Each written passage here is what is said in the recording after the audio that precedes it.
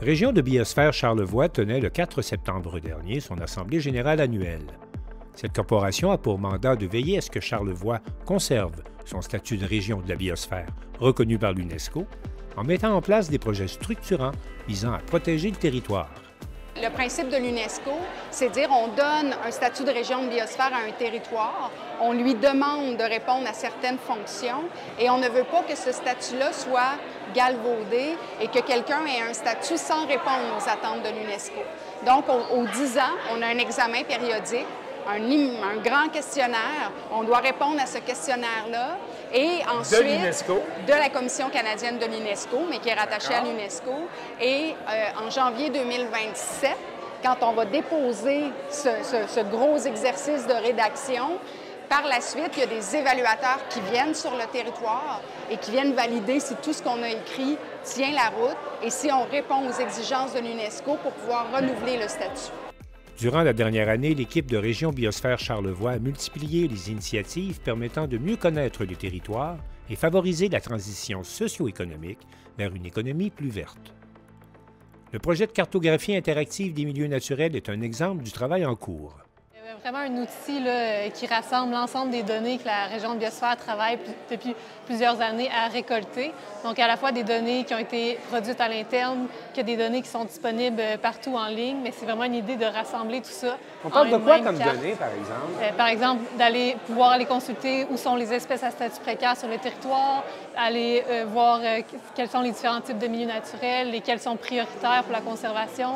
Et même les données là, que produit la firme Habitat avec les services écosystémiques. Donc, on va pouvoir tous retrouver l'ensemble de ces données-là dans la carte. Le service d'accompagnement des entreprises vers l'éco-responsabilité est un autre exemple du travail de Région Biosphère Charlevoix. Bien, je pense que la première étape, c'est de comprendre la réalité d'une entreprise. Qu'est-ce qu'elle génère comme déchets, quels problèmes elle rencontre dans ses opérations quotidiennes. Quelles sont les émissions de GS, par exemple, qu'elle va émettre dans le transport de sa marchandise, le transport de ses employés pour se rendre au travail. Une fois que ça c'est identifié, bien là, c'est d'essayer d'aller trouver des solutions qui peuvent s'appliquer soit rapidement ou à peu de frais pour l'entreprise. Donc, parfois, c'est de créer une solution maison. Parfois, les solutions existent déjà. En général, je vais prioriser les solutions qui existent déjà. Donc, il y a des entreprises qui se spécialisent dans plein de domaines, que ce soit au niveau du transport, au niveau de la gestion des matières résiduelles, au niveau de l'efficacité énergétique. Donc, c'est vraiment de trouver ces solutions-là pour elle, parce que l'entreprise, au quotidien, elle n'a pas nécessairement le temps de prendre le temps de rechercher toutes les solutions qui peuvent exister pour elle. On a profité de cette Assemblée générale annuelle pour lancer le fonds Régénération Plus, qui pourrait assurer, à long terme, une meilleure autonomie à la corporation. On cherche à diversifier nos sources de financement. Évidemment, on travaille avec des subventions par projet. On travaille à développer des services, mais on a réalisé que pour être indépendant dans notre façon d'avancer, on l'a dit tantôt, il n'y a pas de financement à la mission, pour pouvoir jouer un rôle réel de laboratoire d'innovation en développement durable, en conservation et en transition socio-écologique, il fallait qu'on trouve une façon d'assurer, de pérenniser notre financement et une façon aussi d'avoir une forme d'indépendance face à ce qu'on fournit comme information pour le territoire, pour s'assurer que ça ne soit pas influencé par nos bailleurs de fonds. Est-ce que vous avez fixé un objectif financier? On souhaite, on a fixé des objectifs financiers. Dans la prochaine année, oui.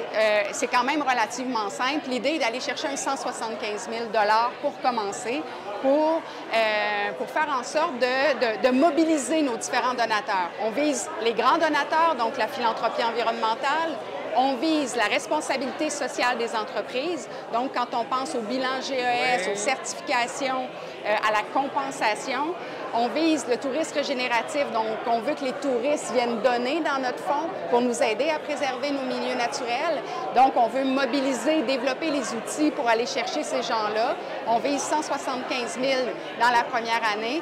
L'intention, ce serait de réussir à capitaliser, exemple, un 5 millions pour aller chercher un 250 000 annuellement qui pourrait rentrer pour nous permettre de réaliser notre mission.